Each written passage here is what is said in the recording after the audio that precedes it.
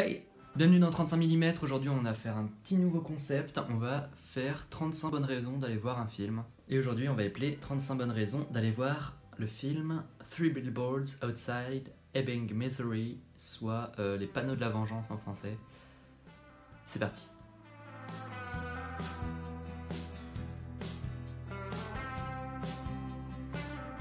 Alors déjà qu'on se le dise maintenant, Three Billboards ne sera pas le film de l'année. C'est un bon film, mais il ne mérite pas, je pense, toute la com qu'il y a autour avec oh là là, le chef-d'œuvre du siècle, tous les Golden Globes, fantastique, sublime, on s'en souviendra dans 50 ans. Non, c'est un film plaisant, mais sans plus. Et pourtant, il y a 35 bonnes raisons d'aller le voir.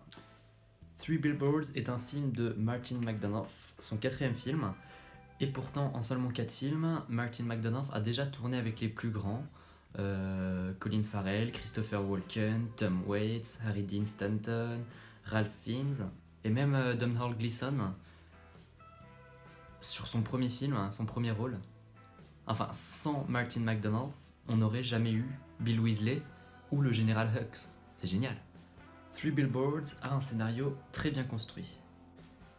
C'est l'histoire de Mildred Hates, une mère de famille dont la fille a été assassinée, qui, pour pousser la police à continuer les recherches, à être plus efficace, poste des gros panneaux à la sortie de sa ville pour pousser le chef Willoughby à être plus efficace dans ses recherches. Et la pose de ces panneaux va faire polémique dans la ville.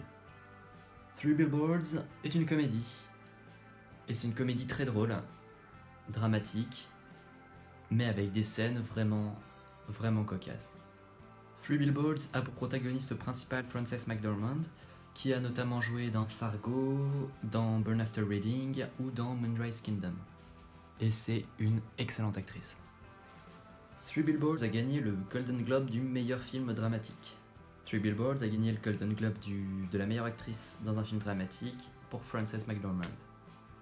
Three Billboards a gagné le Golden Globe du meilleur acteur dans un second rôle pour Sam Rockwell. Three Billboards a gagné le Golden Globe du meilleur scénario. Three Billboards donne envie d'aller chez le dentiste. Je vais passer pour un gros con en disant ça. Three Billboards a un casting de dingue. Notamment Frances McDormand, qui joue extrêmement bien. Woody Harrelson. Et non, il a pas fait que Zombieland de bien. Il a fait des trucs très bien. Sam Rockwell, qui a bien grandi depuis son rôle dans Charlie et ses drôles de dames en 2000, et qui, oh mon dieu, a joué un bandit dans un des films sur les Tortues Ninja en 1990. Peter Dinklage, qui décidément est un grand acteur.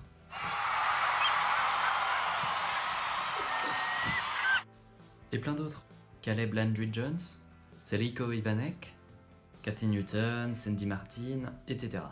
Three Billboards a une super photographie, vous savez, c'est ce genre de film où on présente à l'image des petites villes américaines à l'ancienne, très colorées, très pop, et ça c'est super. Three Billboards a une super réalisation, une très bonne direction d'acteurs, un montage réellement maîtrisé, une construction des cadres qui est très bien, très belle, et qui n'est pas sans rappeler le style des frères Coen. Donc si vous aimez le cinéma des frères Coen, normalement vous devriez apprécier Three Billboards. Three Billboards n'est pas produit par Harvey Weinstein, et c'est une bonne chose. Dans Three Billboards, il y a du meurtre.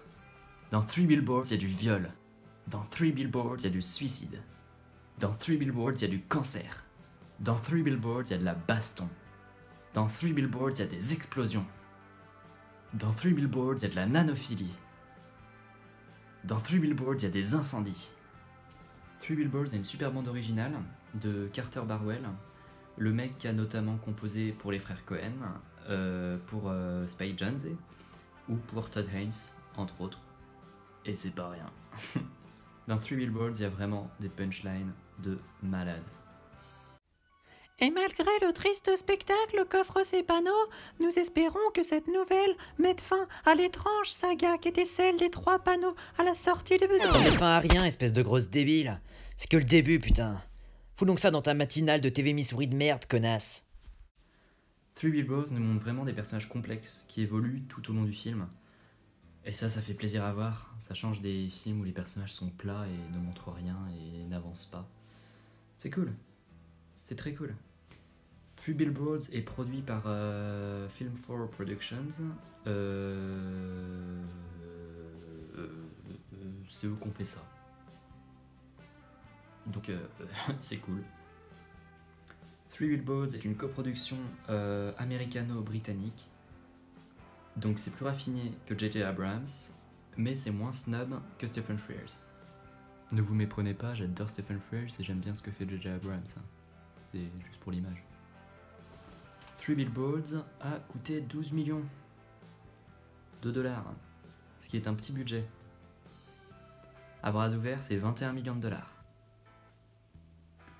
Three Billboards a fait beaucoup de festivals et a raflé souvent le prix du public ou du jury.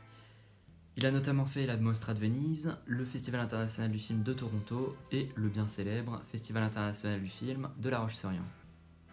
Dans Three Billboards, il y a Frances McDormand. Frances McDormand, le prénom Frances, signifie France. C'est donc un film made in France et aller le voir compte comme un des actes citoyens que Jupiter nous demande de faire quotidiennement. C'est toujours ça de fait. Et voilà, c'est tout pour Three Billboards Outside Ebbing, Missouri. J'espère que cette vidéo vous aura plu. N'hésitez pas à me dire si vous avez aimé le film en commentaire ou si vous avez aimé ce nouveau format.